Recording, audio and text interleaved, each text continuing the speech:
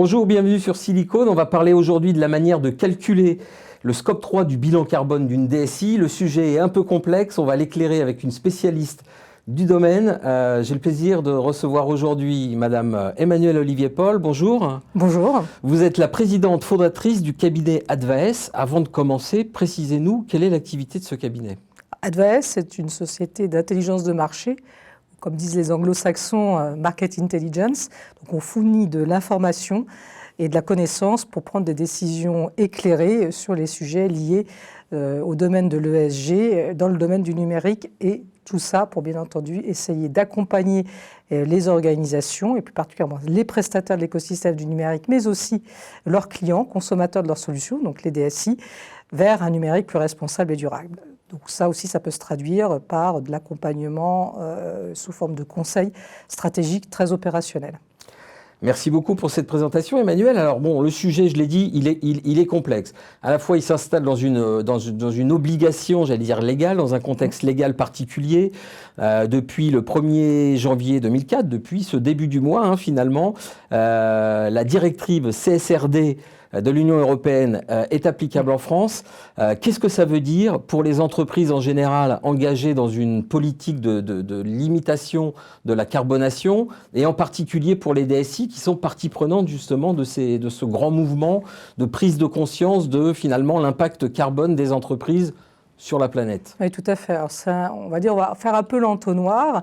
Donc cette directive que vous venez d'énoncer, CSRD, est en application depuis le 1er janvier 2024, sachant qu'elle ne s'applique pas aujourd'hui à toutes les organisations. Il y a des profils d'organisations qui sont éligibles dès maintenant, on va dire, et puis il y en a d'autres qui, sur une période qui va s'étaler pratiquement jusqu'à 2027, voire au-delà, qui vont être obligés de se mettre en conformité avec cette réglementation.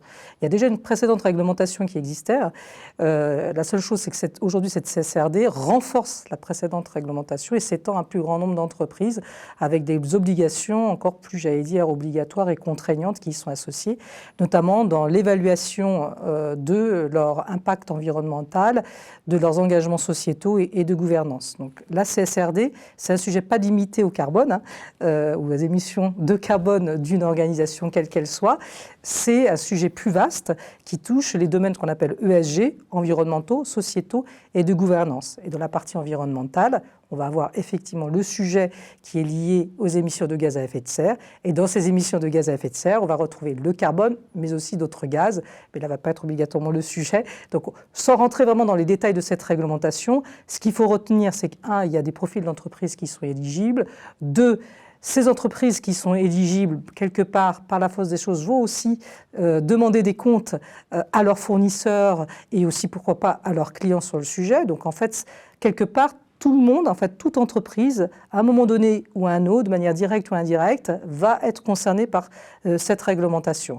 Il y en a d'autres aussi qui sont en parallèle, qui viennent se greffer par-dessus. Donc, il faut y porter beaucoup d'attention et regarder de manière assez, je dirais, dans le détail, les points de contrôle qui vont être associés pour rendre compte sur les indicateurs environnementaux, sociétaux et de gouvernance qui sont attendus dans le cadre de cette réglementation. Alors dans ce contexte-là, vous nous l'avez dit, Emmanuel, qui est effectivement assez juridique, assez pointu sur des points de droit, est ressorti quand même assez vite cette idée des 3 scopes, qui se colle plus particulièrement à la problématique, j'allais dire DSI, de cette question plus vaste, on l'a vu, de la décarbonation. Au nombre de 3, le scope 1, le scope 2, le scope 3, celui sur lequel on va s'attacher un petit peu plus aujourd'hui. Mais cependant, est-ce qu'on peut quand même faire un point sur finalement cette espèce de faisceau de contrôle que constituent ces 3 scopes? Si on commence par le scope 1, par exemple, il fait quoi? Alors peut-être ramener, on vient de parler de la CSRD pour comprendre jusqu'où, là, parce qu'on est déjà sur le bilan carbone, comme on va le faire, et qu'est-ce qu'on doit prendre en considération, notamment ces fameux 3 scopes, que doit prendre en considération la DSI. Donc là, il y a les organisations, donc les DSI sont vis-à-vis de leur corporate, quelque part, ou de leur direction générale. Maintenant, elles doivent rendre des comptes aussi au niveau de la direction générale sur les indicateurs qui sont attendus dans le cadre de cette CSRD, si leur organisation est effectivement éligible à la CSRD. Et c'est un petit peu nouveau, en fait, pour ces directions de systèmes d'information, parce que souvent, jusqu'ici, on va dire, elles étaient concernées, mais dans une moindre mesure que les autres activités, en fait, principales de leur organisation. Là, maintenant, c'est différent, donc il faut qu'elles rendent ces comptes-là. Dans la partie environnementale de la CSRD, il y a des points de contrôle, ce qu'on appelle, enfin, il y a ce qu'on appelle des normes. Ça a été normé parce qu'on pourra comparer les entreprises entre elles, quelque part. Il a fallu normaliser les indicateurs et les points de contrôle qui y sont associés. Je ne vais pas rentrer, ça aussi, ça a été standardisé. Là, ces points de contrôle ont été annoncés en fin d'année dernière. Et donc maintenant, il faut regarder dans ces points de contrôle sur la partie environnementale, il y a les émissions de gaz à effet de serre. Et dans ces points de contrôle liés aux émissions de gaz à effet de serre, il y a l'obligation de produire son bilan carbone. Et dans ce bilan carbone, on arrive à ces fameux scope 1, scope 2, scope 3. Alors, je ne suis pas une spécialiste. Advaes ne fait pas de bilan carbone. Il y a d'autres entreprises qui font très bien des bilans carbone. Ce n'est pas notre rôle. Nous, ce qui va nous intéresser, c'est à la sortie, puisque le bilan carbone, la résultante, permet effectivement d'évaluer les actions d'une organisation, d'une DSI, d'un prestataire du numérique, de voir comment, quelque part, il va modifier ses activités, il va les transformer pour réduire son impact carbone et contribuer au net zéro, je dirais, planétaire. Donc ça, c'est un point effectivement qui est très important. Aujourd'hui, sur une DSI, sur un prestataire du numérique, parce qu'on peut faire effectivement un parallèle, le scope 3 de ce bilan carbone va porter en général entre 2 tiers à 90%. Mais il est très très mal aujourd'hui calculé, ou du moins calculé pas en totalité. Ça va être sur certains, parce qu'il est complexe. Il y a des éléments, notamment en aval, sur toute la chaîne des fournisseurs, pour lesquels tant une DSI qu'un prestataire en fait, du numérique n'a pas comme indication. Donc ça devient compliqué effectivement à le calculer. Le scope 1 et le scope 2 sont liés directement en fait, aux activités de l'entreprise. Sur le scope 2, ça va être toutes les activités liées aux consommations énergétiques qui vont rentrer dans cette ligne-là. Le scope 3, si on prend des méthodologies de calcul de type GAG protocole, va regrouper une quinzaine en fait, de sous-catégories et des critères qu'il faut aller regarder, analyser, évaluer. Et c'est là toute la complexité. Donc ça peut concerner les voyages d'affaires. Donc, typiquement, ça peut concerner aussi tous les achats qui vont être directs et indirects, amont, aval.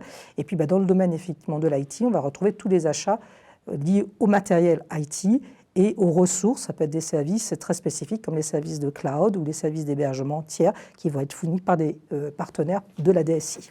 Alors oui, on a vu, il y a certainement, vous parlez effectivement du service des ESN, donc entreprises de services numériques. Ça veut dire qu'effectivement, une entreprise qui va contracter auprès d'une ESN pour faire venir 1 ou 2 consultants, elle a besoin finalement de connaître toute la chaîne de consommation de ses consultants. Comment ils viennent jusqu'à son entreprise? Viennent-ils en vélo? Viennent-ils en voiture? Viennent-ils en transport en commun? Enfin, on va dire, ça va très très loin. La philosophie de tout ça, c'est quoi? C'était un moment de se dire, il faut qu'il y ait une forme de chaîne de solidarité dans la responsabilité pour qu'on puisse donner un peu de lisibilité à cette question de la carbonation. Donc finalement, on lie tout le monde. Une entreprise ne peut pas finalement se laver les mains de dire « mais moi je ne savais pas, j'ai travaillé avec tel cabinet ou j'ai travaillé avec telle marque de serveur, de PC, de ce qu'on veut ». Et c'est que la loi dit maintenant tout le monde est lié dans une cause commune qui est de au mieux maîtriser sa carbonation, au pire la maîtriser, au mieux la diminuer. Il y a la notion de responsabilité, je pense, sur ce sujet-là. On ne peut plus se déléguer, dire à un moment donné, ce n'est pas de notre responsabilité si on a acheté tel type de matériel qui a un impact environnemental très fort, notamment sur dans le domaine des émissions de gaz à effet de serre, ou si on recourt à une société de services qui n'est pas très vigilante sur un certain nombre de sujets.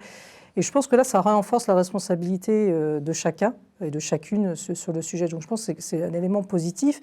Et aussi, ça sensibilise, parce que je le vois, moi je le constate, aussi bien au niveau des DSI qu'au niveau des prestataires du numérique, quels qu'ils soient.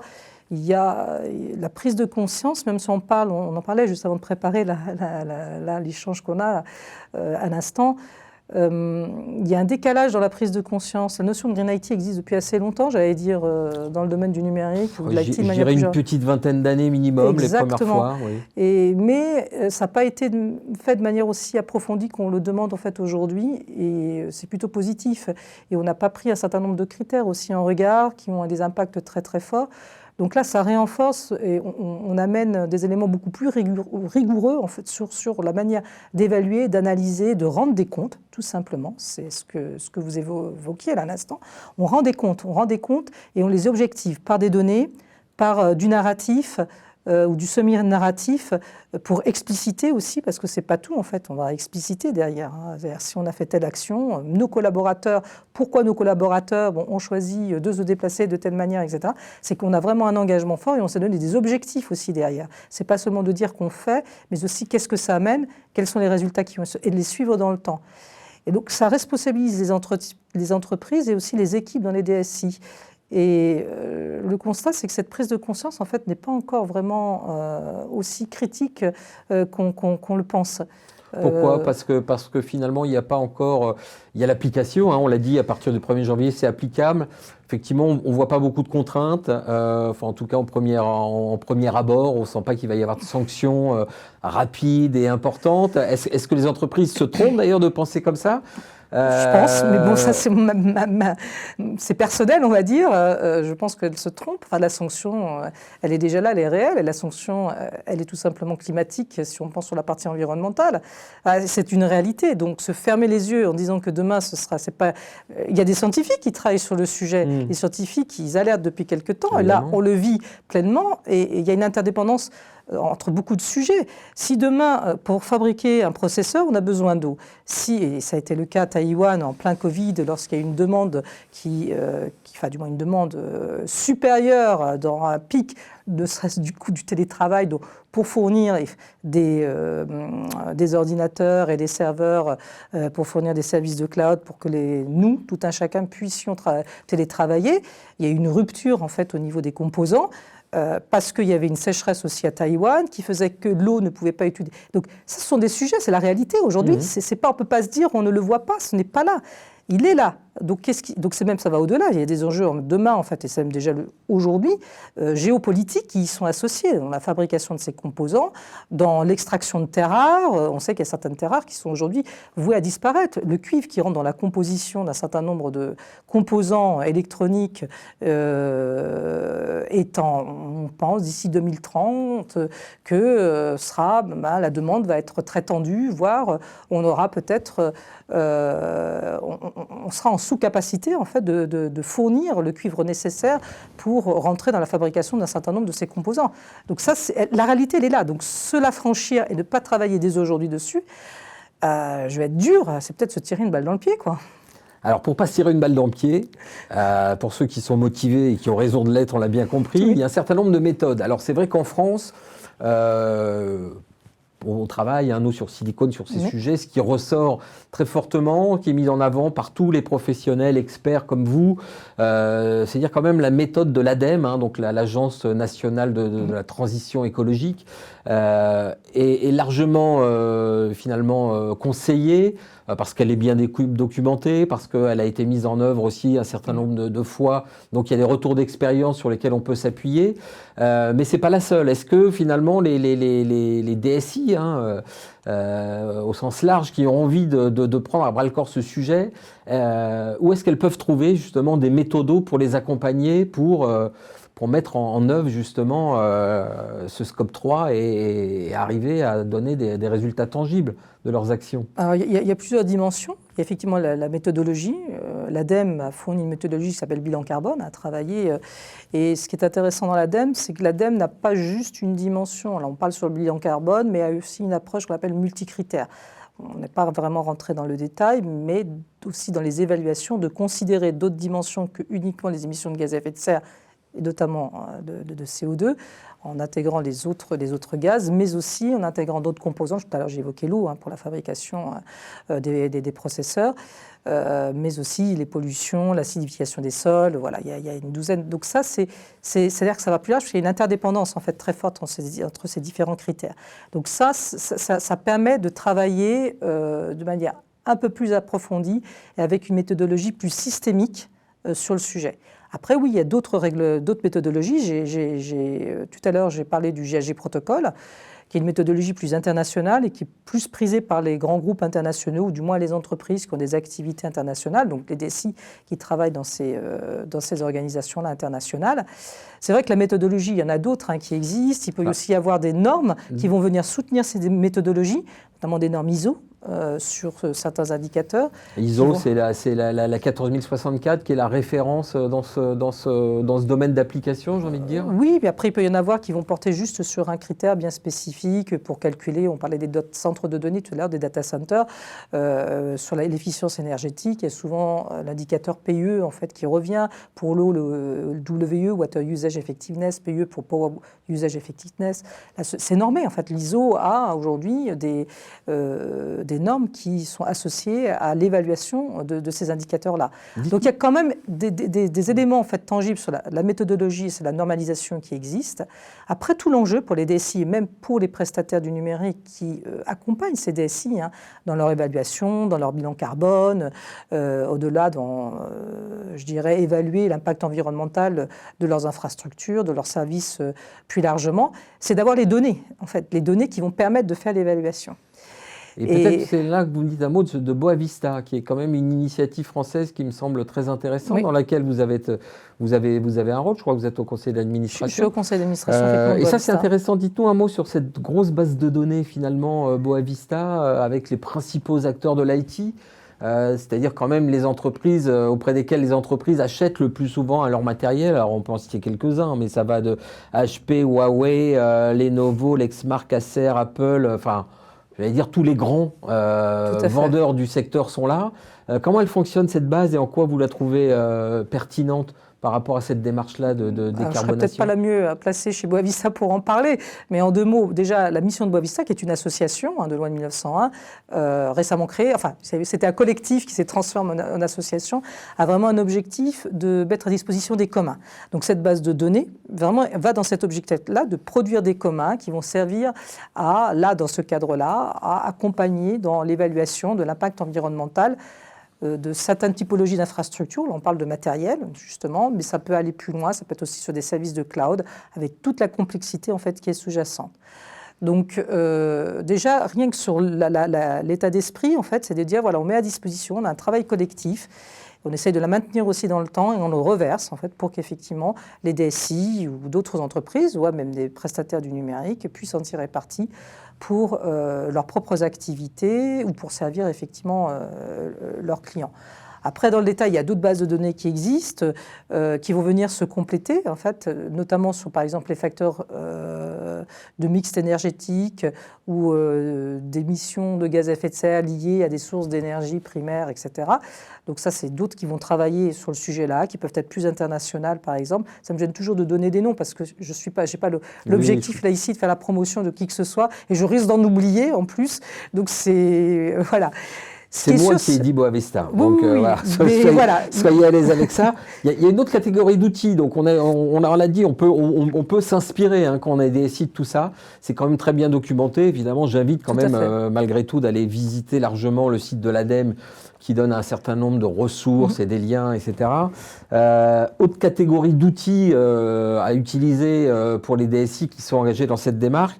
Vous avez identifié au sein d'Advaes une 50aine de logiciels qui promettent ce travail effectivement d'être plugué à des sources d'émissions de gaz à effet de serre et qui permettraient de calculer. Qu'est-ce qu'on peut dire de cette... Alors il y en a 50, on ne va pas les détailler, mais globalement, qu'est-ce que vous pensez de cette catégorie de produits? Alors évidemment, vous allez me dire, il y en a des meilleurs que d'autres, mais globalement, est-ce que ça peut être un outil sur lequel on peut s'appuyer quand on a une DSI pour s'engager dans cette démarche-là Aujourd'hui, ce qui est sûr, c'est que sur le sujet, on ne peut pas ne pas être outil. Enfin, ça devient... Puis après, il faut suivre aussi dans le temps. Donc, l'évaluation est un calcul assez complexe. Il faut aller capter des données maintenant qui peuvent être demandées mensuellement, voire même peut-être dans certains cas dans des temps beaucoup plus courts. Donc, la DSI doit s'outiller, les entreprises de manière générale doivent s'outiller pour faire l'évaluation plus largement dans leur empreinte carbone et de l'empreinte environnementale. Donc, bien sûr, il y a des sociétés, des acteurs, des actrices aussi qui se sont positionnés pour dire on va aider sur le sujet. On parlait de la donnée, ces outils-là, soit ils peuvent aller directement capter à la source la donnée par des systèmes des API, ou des microservices, quand cela est possible, puisqu'il peut y avoir des sondes qui soient placées. Donc tout va dépendre en fait de l'organisation ou de l'urbanisation ou de l'architecture du système d'information si on se met du côté d'une DSI. Si le système d'information est relativement, j'allais dire, fermé, centralisé, c'est un calcul déjà qui va être un peu plus facile, mais il va falloir quand même des données qui permettent d'estimer les facteurs d'allocation pour les composants qui sont concernés du système d'information. Si le système d'information, je veux dire, est beaucoup plus ouvert, de faire appel notamment à des services en fait, tiers externes, c'est là où ça devient un petit peu plus compliqué pour obtenir ces données et où on va retrouver des outils qui vont, en fonction du périmètre concerné, adresser, là, tout à l'heure on parlait, sans donner, citer un outil qui va adresser juste, par exemple, du poste de travail, d'autres qui vont avoir une couverture beaucoup plus large, qui vont intégrer l'ensemble des infrastructures, mais uniquement des infrastructures, sans intégrer les applicatifs, sans intégrer le réseau. Le système d'information dans notre monde quand même échange avec l'extérieur et il y a aussi des éléments, des composants de réseau qui font effectivement intégrer. Donc voilà, sur les cinquantaines d'outils qu'on est en train de regarder, parce qu'on n'a pas fini l'analyse, on a évoqué, on a mis la base de dire c'est quoi aujourd'hui, c'est quoi le panorama, quelles sont la typologie, les profils en fait qui sont associés. Donc sur les profils, il y a des outils qui vont intégrer un périmètre précis en fait du système d'information. Ils vont faire de l'évaluation. Ils vont aller un petit peu plus loin, ils vont faire du reporting associé à l'évaluation, ils vont faire que du reporting ESG, mais pas du tout d'évaluation de type bilan carbone, ou ils font que de l'évaluation monocritère, donc on n'est que sur le carbone. Voilà. Ils vont faire de l'évaluation multicritère, ils vont regarder aussi l'eau, ils vont regarder les facteurs polluants, etc. On essaye de les cartographier, donc on a déjà établi une cartographie pour les placer, on va dire, un petit peu, j'allais dire, dans des cases, et regarder le périmètre, en fait, qui est associé. Et là, maintenant, on est en train de faire l'analyse. On va aller interroger ces acteurs pour savoir un petit peu plus, commencer à faire un premier niveau d'évaluation du marché, combien aussi ce marché pèse. C'est combien aujourd'hui? Est-ce que c'est 1% des 70 milliards d'euros du marché des logiciels et services en France, qui est évalué par Numéum? Est-ce que c'est plus? Est-ce que c'est moins? Quelle est la dynamique de croissance? Et puis, en regard, aussi, aller interroger quelques DSI pour comprendre, eux, leurs besoins. Qu'est-ce qu'ils ont plus particulièrement besoin? Aujourd'hui, il se trouve que quand même les besoins portent essentiellement sur effectivement ce bilan carbone et la consommation énergétique.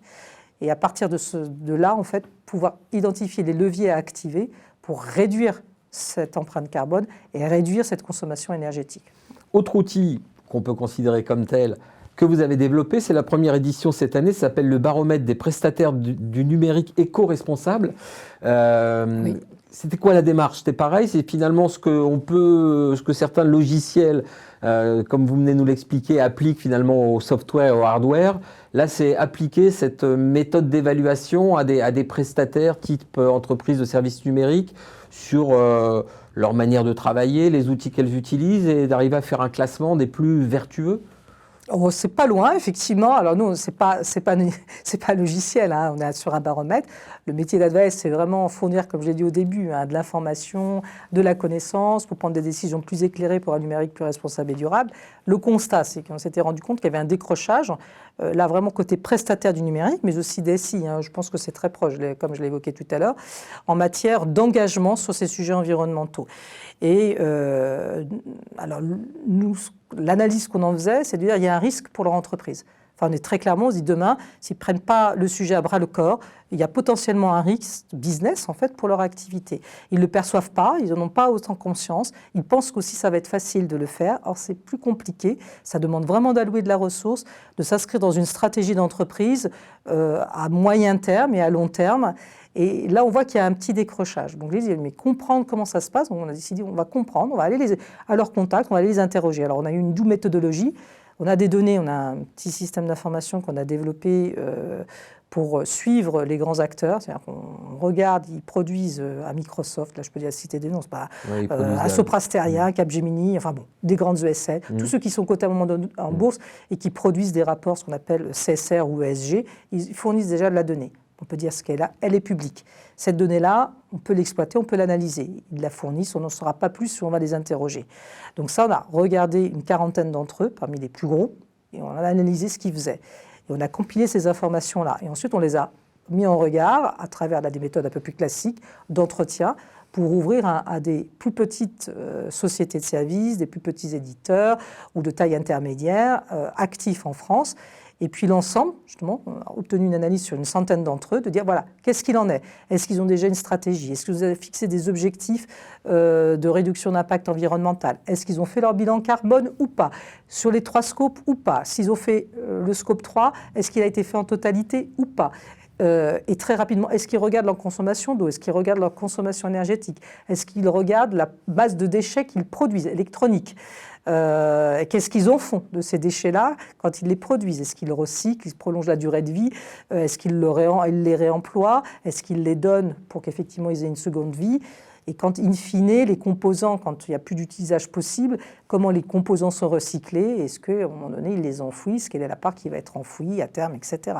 Donc voilà, un certain nombre d'indicateurs qui sont spécifiques au numérique et on sait sur lesquels, qu'à un moment donné, si on agit dessus, on va réduire en fait l'impact. Aujourd'hui, on les connaît en fait, certains indicateurs. Donc si on agit dessus, on sait qu'il va y avoir des effets sur la réduction d'impact environnemental. Et l'objectif, c'était vraiment de comprendre et de sensibiliser les autres, notamment en intégrant des profils synthétiques sur des acteurs qui ont joué le jeu. Ils ont accepté de jouer le jeu, de nous fournir certaines informations pour commencer à avoir un premier niveau de... Alors, ce n'est pas le classement, on m'avait dit de notation, sachant qu'on n'est pas une agence de notation, mais avec notre propre méthodologie, de manière assez transparente, on a donc évalué leurs actions sur une quinzaine ici de critères.